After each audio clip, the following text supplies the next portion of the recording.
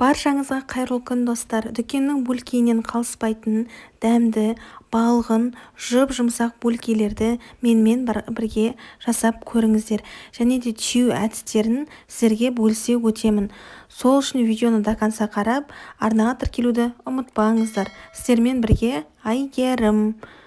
Барлық көрсетілген видеодағы құрамды төмендегі описание бөлімге толыққанды жазып кетемін. Бұл жердегі сүттің температуралық маңыздылығы ол қатты маңызды емес. Енді бассақ, алдымен 2 жұмыртқамыздың үстіне құмшекерімізді салып, оның үстіне шым-шым тұзымызды салып, толыққанды венчикпен дәл осылай секеріміз ерігенше араластырамыз. Дәл осылай жақсылап тұрып қантымыз ерігенше асықпай араластырамыз. Шамамен мен өзім 4-5 минуттай араластырдым. Толыққанды араластырып болған соң, бөлме температурасында тұрған сары майды, болмаса сұйық май құйсаңыз болады, орнын алмастыру үшін. Құйып, жақсылап тағы да оны 2 минуттай толыққанды араластырып аламыз. Егер сіз арнаға жаңадан тіркелген оқырман болсаңыз, менің парақшамдағы плейлист бөліміне өтіп, дәмі тіл үйірер балғын тәттілер мен ыстық тағамдардың рецебін көрсеңіздер болады. Сол үшін арнадағы қоңырауша белгіні басуды ұмытпаңыздар. Бөлме температурасындағы сүтімізді құйып, оның үстіне қанжылым суымызды құйып, біркелкі тағы да жақсылап тұрып араластырып аласыз.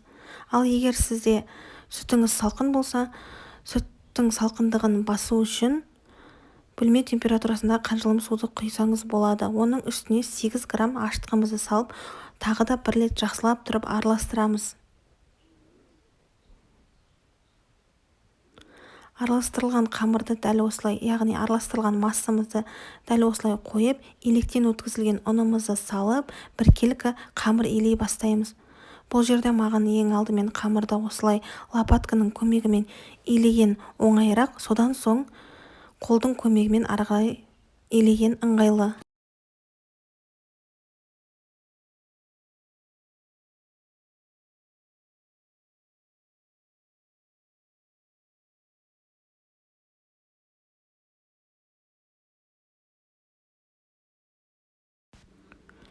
Дәл осылай тестімізді, яғни қамырымызды илеп алғаннан соң, оның тағы біркелкі жұмсақ болуы үшін сұйық май, 1-2 ас қасық сұйық майды құйып, қолдың көмегімен иін қандырып, дәл осылай бетін жауып, 30-40 минутқа қойсаңыздар болады. Жылы жерге қойсаңыздар болады.